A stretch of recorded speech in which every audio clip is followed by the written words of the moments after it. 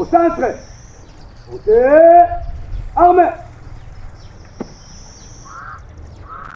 Monsieur le commandant groupe PC Casseur Oriental, mon commissaire supérieur adjoint. Le groupe bataillon moins Casseur Oriental PC est rangé au devant de vous pour vous accueillir et vous rendre les honneurs à l'occasion de la parade hebdo de ce jour. Présent dans les rangs avant enregistré 97 personnes. La citation vous est présentée par le capitaine de semaine, le sous-commissaire principal, Marcel Moulamba, KMB. Merci, arme au pied, repos. À vos autres. Ah, oh, c'est pour la katang bolobaka policier au service de la nation. C'est que chacun trouve sa part dans un état. État ya Congo, ils ont besoin de bateau bazali utile. État ya Congo, elingi n'importe qui te. Et bongi motu na motu aya na contribution na ye. Ya biso tozana service ya l'État. Tant balobi service, to kesana bato basalaka ba demande d'explication, la demande d'emploi.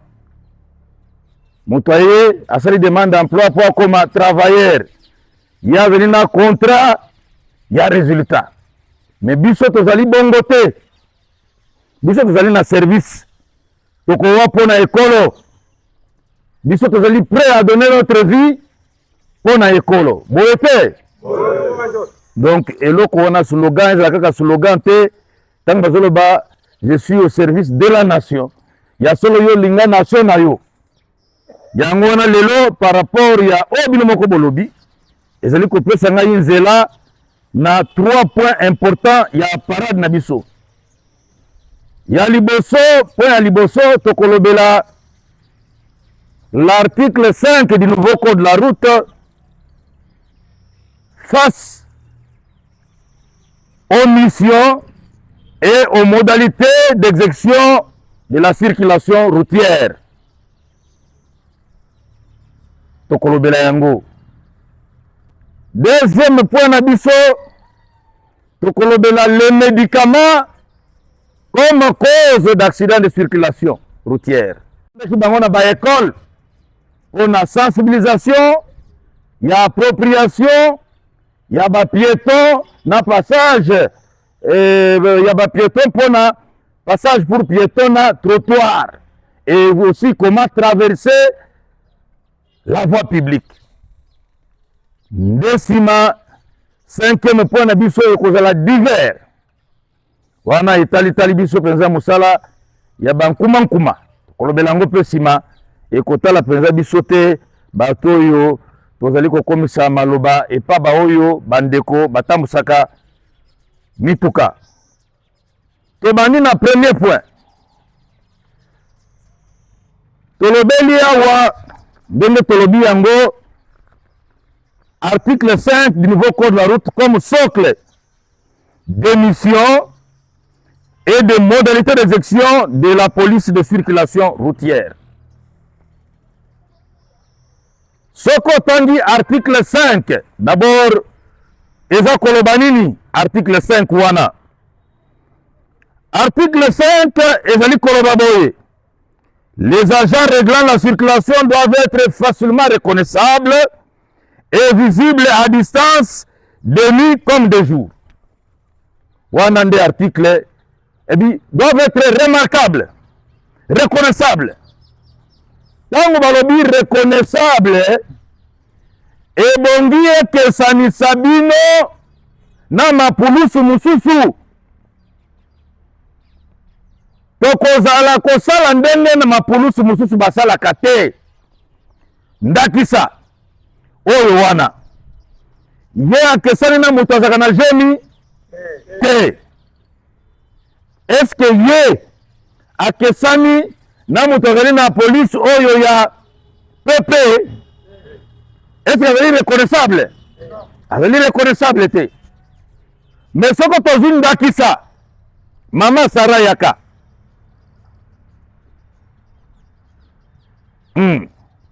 baluka bamona yo. Est-ce que azali reconnaissable? Oui. Pona nini? Molato na ye Et molato neza ndenge nini azali na gilet parcours, azali na casque, azali na guetron. Article 5 elobi azala reconnaissable les jours comme la nuit. Est-ce que soko azali na butu akozala reconnaissable? Boye mpona nini? Po azali na elamba oyo. Donc c'est pour vous dire que l'article 5 ezali kolakisa bino ya solo ya keleka mutu oyo pesa bakoki kosala tina butu mpe na moi. Toyokani? Po bato ebele batunaka pesa azosala na butu mpona nini? Pesa akosala butu parce que ezali prévu déjà à partir ya article wana ezali koloba ke oyo azali kosala akosala na butu il faut la reconnaissable les jours comme la nuit. Toyokani? Ok. Esili wana te. Toujours article 5.2. Munani Robert zwana noki. Zalaka noki parce que esprit à code la route côté na moto ezako gidenga makasi. Sina na talango. 5.2. Rapidement. Article 5.2. Sont notamment considérés comme injonction des agents réglant la circulation. 1. Les bras levés verticalement. Ce geste qui peut être accompagné d'un coup de sifflet prolongé mais non rude signifie attention et ou arrêt pour tous les usagers de la route, sauf pour les conducteurs qui ne pourraient plus s'arrêter dans des conditions de sécurité suffisantes. Ok. Si ce geste est fait dans une intersection, il n'impose pas l'arrêt au conducteur déjà engagé dans l'intersection. Ok, le bras tendu. Les bras tendus totalement, le geste signifie arrêt pour tous les usagers de la route qui viennent, quel que soit le sens de leur... Okoki kosuka wana. Ok. Balobi yango na monoko ya biso ba juriste. Nangina limbolela bino muke. Boya liboso na lakisi bino ndenge nini biso tokoki kozala reconnaissable et visible à distance. Nazo continuer kuna balobi visible oke no bomba na sima mutuka. Nayokaka momesano wana moto abomba na sima mutuka wakende kokanga usager de la route. Tangu yo sale loko wana mitala micha na balance. Est-ce que yo zali agent qualifié? Babi doit être visible, reconnaissable et visible. Reconnaissable et visible. Deo balobi na mutu wana. Il faut être visible. Bamona yo. Un policier professionnel, on doit le voir. Un professionnel, bakotana na modèle na. Pour un policier professionnel, nde osika babandi kolimbola o. Babi, tangu ya veli kopesa ba injonction na ye. Bras levé verticalement. Babi za la boyete. Bras verticalement. Et pose en garde à vous. J'avais constaté bana moko tangu toza salini wana baza kosala eloko kitoko. Mwana moko na kumisaki na makambo ya injonction. Na bosani mikolo. Yango lakisi attention. Là vous donnez l'attention. Tokani, c'est l'attention. Ozoko kebisa moto. Tandis que soko tosali maboko ekomi les bras na singulier pour les bras au pluriel. Ezali boye. Tangu yango ezali boye elobi ozali kokanga nzela na sansoyo pe na sansoyo na sima. Tokani? Il faut komesana. Sikoyo tangu yo zwi Jean ya liboso na Jean mibale okoki kosangisa yango. Nde wana babi balancement de bras. Oyo ezali boye okoki ko utiliser yango boye. Wana balancement donc yo komi ko conduire. Là vous êtes en train de donner des mouvements, de changer. Okoki ko sala pe boye. Donc mouvement mibale et boti ba mouvement misusu. Okani? Voilà. Article wana soko yo tangi yango na mozindo ezali ko permettre biso to situer mission na biso tangu tozali ko kanga nzela tozali ko fungula tina na yango ezali nini nana ko bimisa tina okangi obimisi tina na yango ezali nini faciliter la circulation routière mission na biso. Donc article oyo ezali ko permettre biso toyeba mission na biso faciliter la circulation routière. Un policier oyo aza kobimisa koyeba mission na ye te ezali passe assurer la circulation routière. Article kaka moko oyo parce que eri yo ezali file ezali na embouteillage yo kangi yango donc vous êtes en train d'assurer la circulation routière. Kaka article oyo likama salami yo lungo te na place likama intervenir en cas d'accident. Kaka article wana oyo 5.1.5.2 ebimisi biso lolenge kani tokosala ezali kobimisa sikoyo bamission na biso sikoyo modalité ya solo tolobi article tobimisi mission tokosala mosala ndenge nini naloba na bino na korepete article ezali kobimisa résumé ya modalité tozali na 6 principe oyo biso ba PCR ebongi tokanga yango na motema tozala na yango tobengaka yango RACER. P comme prévention, E comme éducation, R comme renseigner, A comme aider, S comme secourir, R comme réprimer, répression. Tu vois, madame, tu as un article wana. Et puis, mission. Et là, je conduite la biso.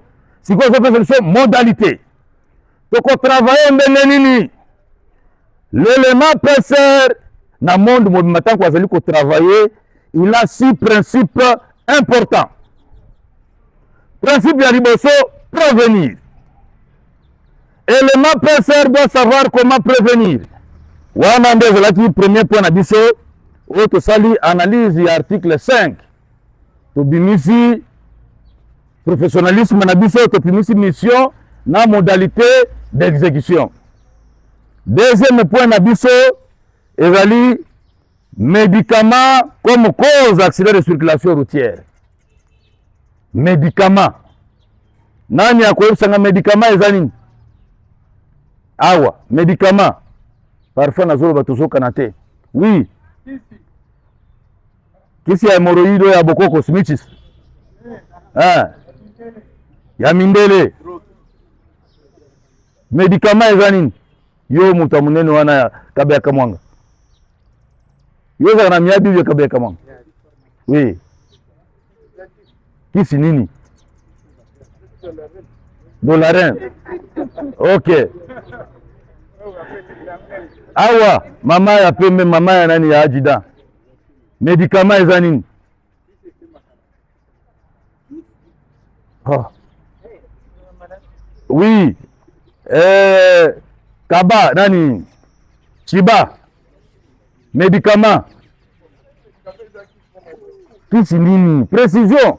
Parce que mon toit qui y a na kisi beaucoup que ça peut qui c'est ça médicament. Oui. Et ça va comprimer. Ah, kisi oyo eza koteka mana pharmacie. OK, kisi eza koteka mana pharmacie. Nde médicament. Soko tolobeli yango lelo ezali tomona kili kama moko lobi. Wana na kubenga nanu batu ya équipe o mobile ya ngai baleka liboso il faut kokumisa bango pe. Omoni hein?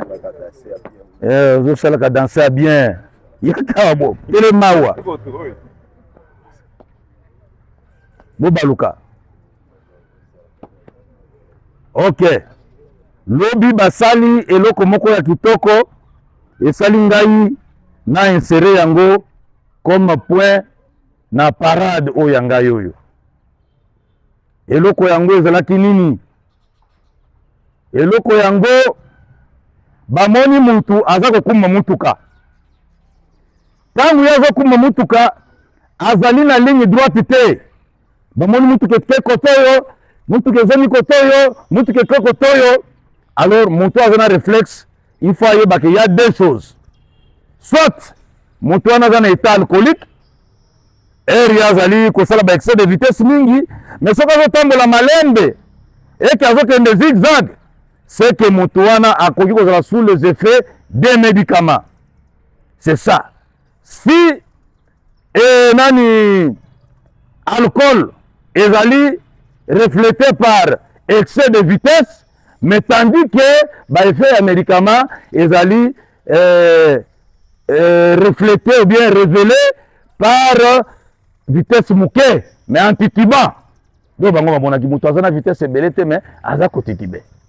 Alors c'est comme ça que j'ai dit pensez qu'il faut parler de médicaments comme cause d'accident de circulation bokozonga eloko bongi boyeba na statistique accident généralement bazali konéglige mingi aspect oyo ya médicament ezali 3 à 4% na makambo etali accident de circulation vous représentez 3 à 4% oyo etali makambo ya accident de circulation yango bato baza konéglige mais ce sont des cas qui arrivent comme lobi ni tete l'intervention ya bakomanda wana elinga kozala mobulu.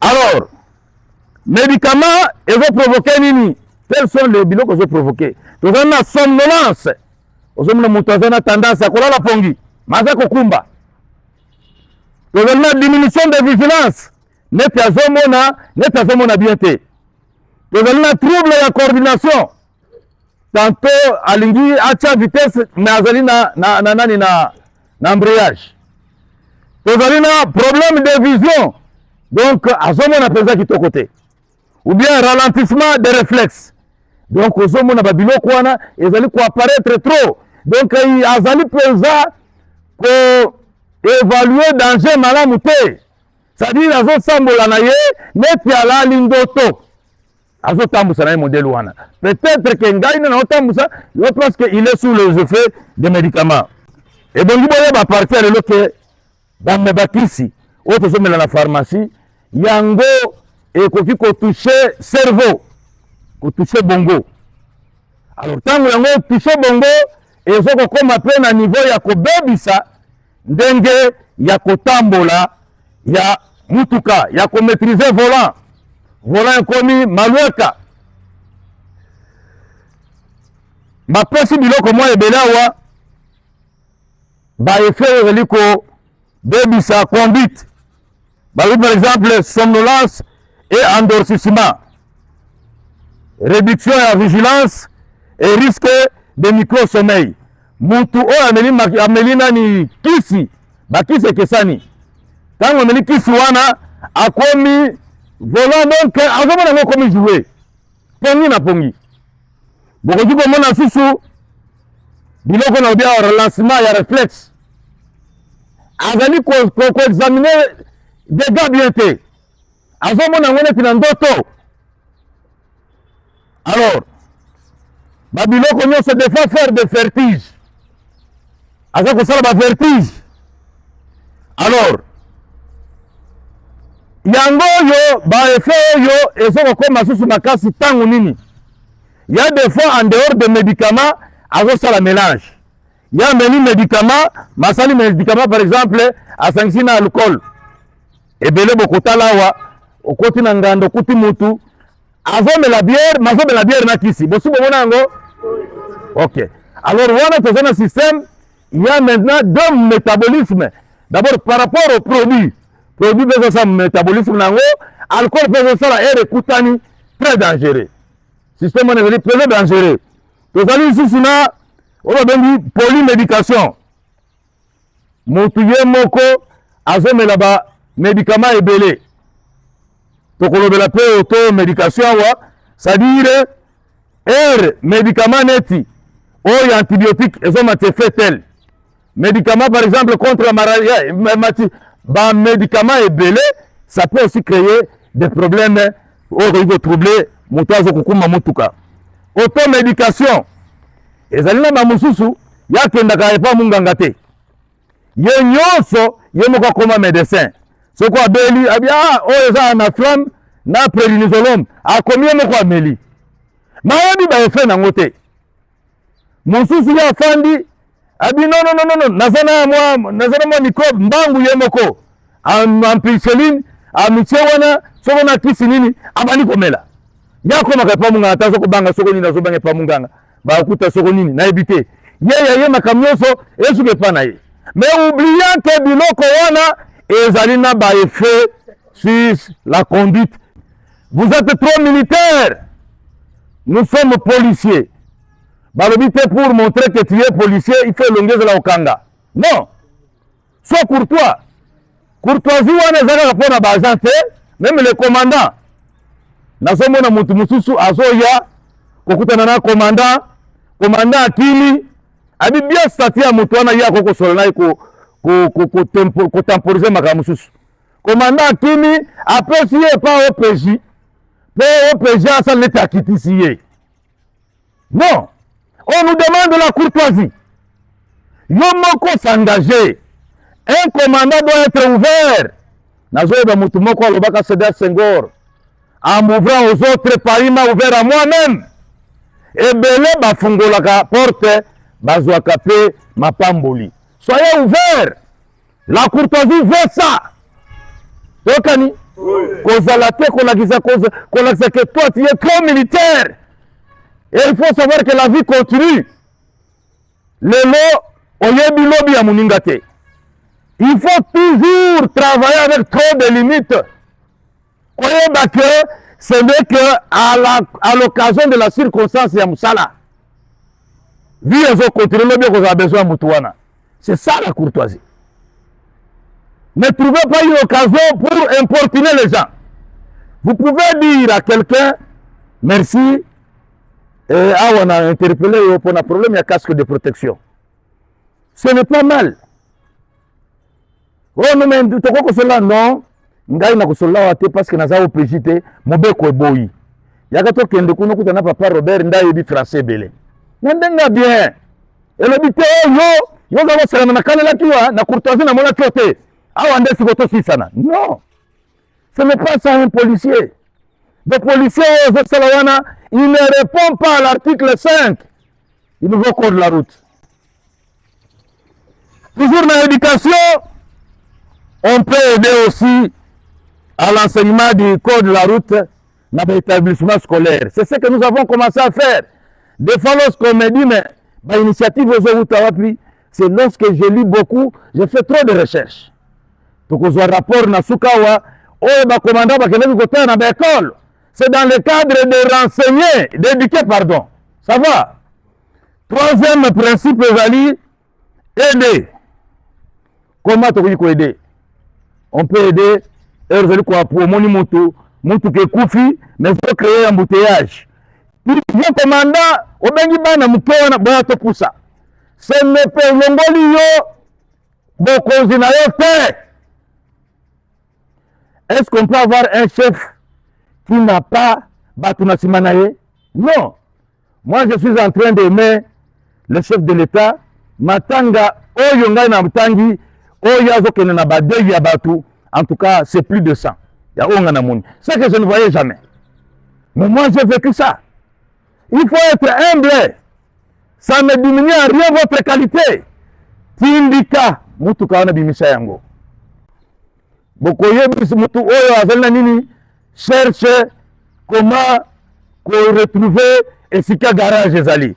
Comment retrouver Ndengenini ya biro na bino ya police Ezali. Vous pouvez, en ce moment-là, c'est une façon aussi d'aider.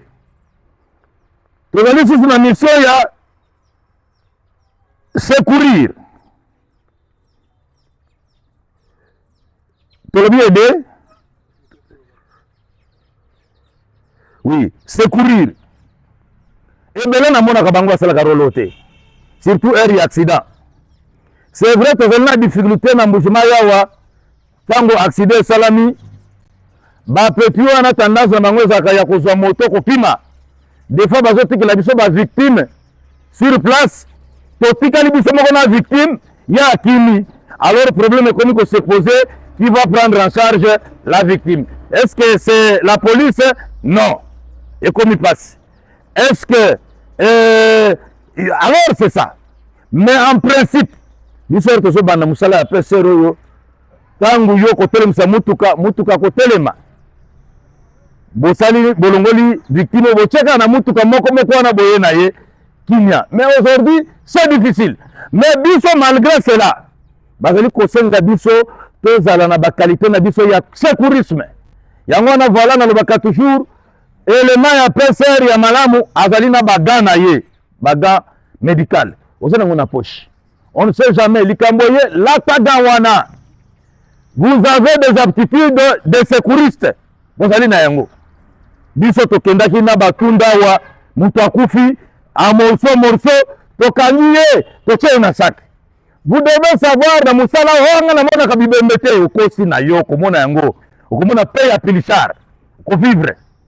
Alors, il faut qu'on ait ezali élément important. Et pour terminer, principe na biso ya suka ezali autonomie ya réprimer.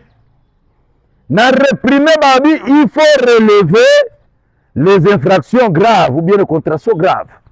Na loba na bino la contravention grave ezali oyo ezali génératrice ya accident ya circulation. Ba mauvais dépassement, ce sont des contraventions graves. Bah on va un groupe ya police. OK. Ezali bana mibale. Curieusement, j'ai demandé bango mibale bazali ba jumeaux. Ba mapasa.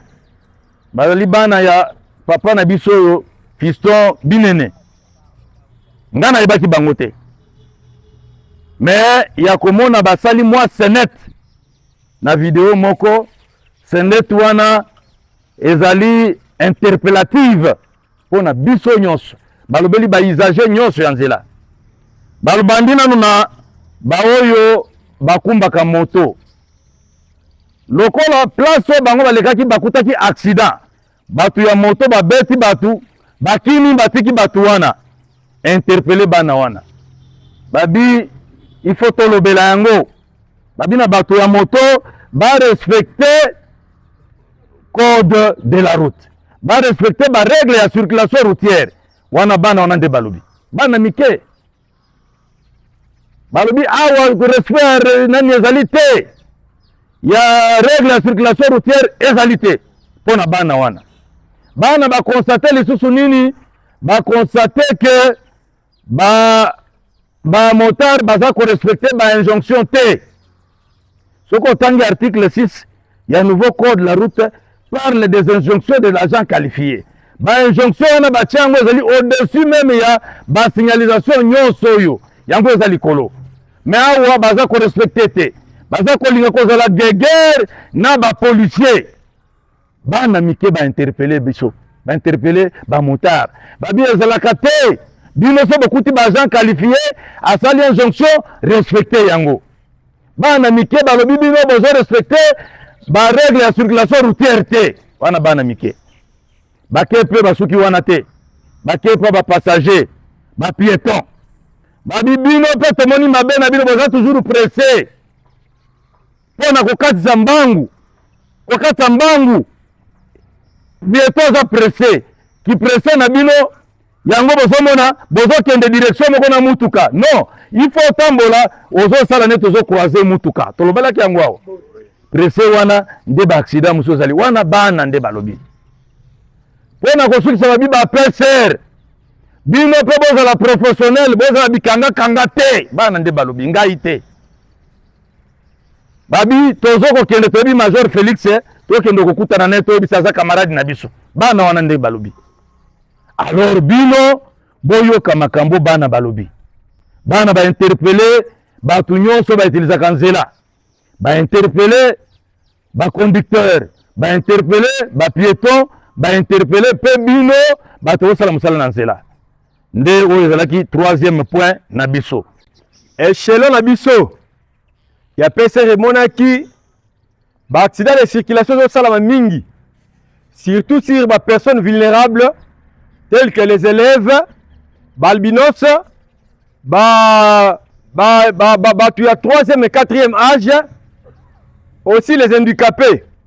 Nde eponaki biso to kita na niveau na bango ya batuana to meka ko vulgariser message ya respect à trottoir na passage à piéton et puis quelques règles de circulation à respecter et to sala ki yango to komati na école ya EDAP to zwaki quelques questions et pas ya bayekoli o to répondaki to kitaki na inyokopa to kitaki lisusu na tuyakumpala to salaki mission wana et to kabolaki mission wana na partie mibale ezalaki présentation et aussi explication ya musala wana mutasalaki explication musala wana ezalaki commissaire radio Manga Robert nde amekaki ko expliciter mateya oyo échelon esenga biso to sala alors yepe akoko expliquer bino ndenge nini elekaki.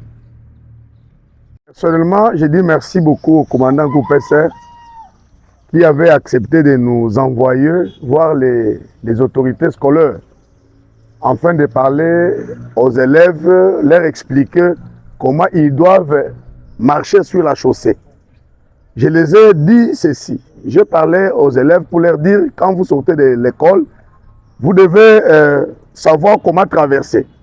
Je les ai expliqué voir les lignes peintes, les lignes blanches peintes qui sont sur la chaussée, qui sont tracés sur la chaussée, c'est pour aider les élèves ou les piétons à traverser sans être inquiétés. Je les ai encore dit, à côté là, il y a ce que nous appelons trottoir. Trottoir, c'est un endroit qui est réservé uniquement pour les piétons. Les conseils qu'on avait essayé de parler avec les élèves.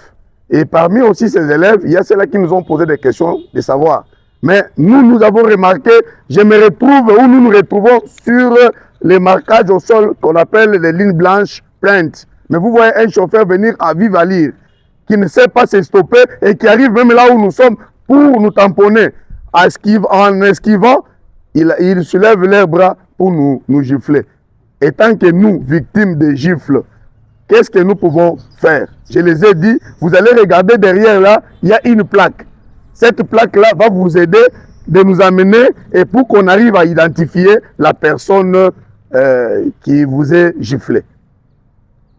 C'était ça. Veut dire, il y a aussi les autres qui ont apprécié le commandant Pessé. Dit non, en tout cas, ce sont de bonnes initiatives qui ne puissent pas s'arrêter, qu'ils continuent avec ces initiatives pour qu'il n'y ait pas beaucoup d'accidents. Parce que notre but était seulement, n'est pas pour inculquer aux élèves les nouveaux codes de la route, mais était de prévenir. Notre souci était de prévenir les accidents de circulation routière. Je pense que c'est ça les grosses modos. Très bien, correct. O musala bande konabiso basali ezali musala moko munene. Tokani musala wana ezalaki ya bata la couche oyo ya ba vulnérable.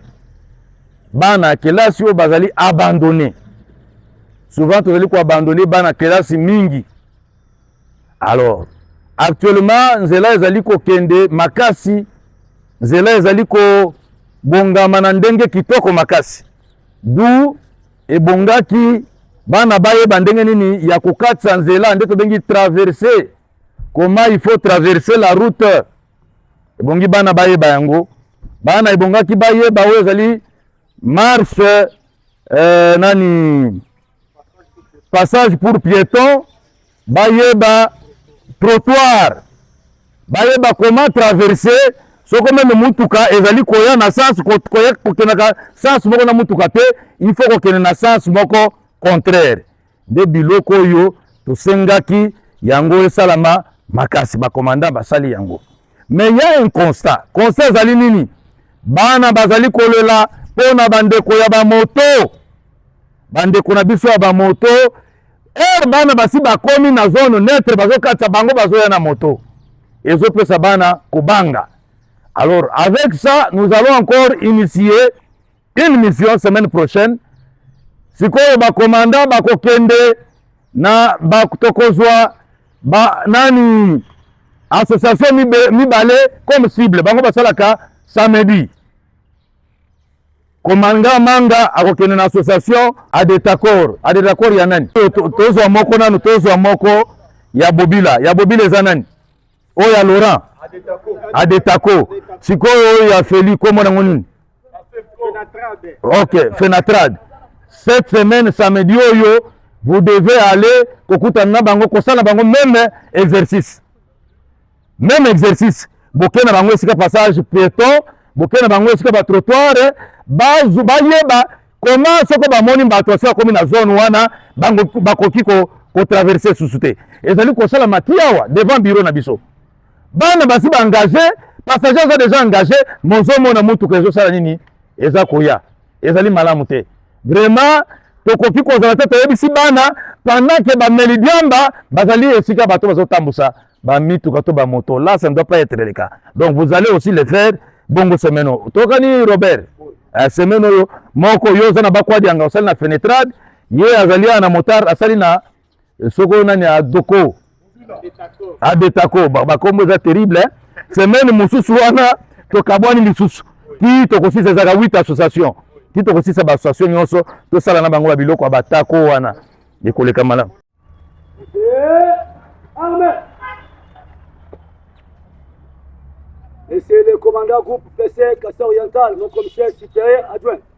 Les cadres et agents ont suivi vos orientations et vous promet exécution sans faille. Merci pour la prestation. Je vous remets la troupe pour la continuité de service de ce jour. À vos ordres.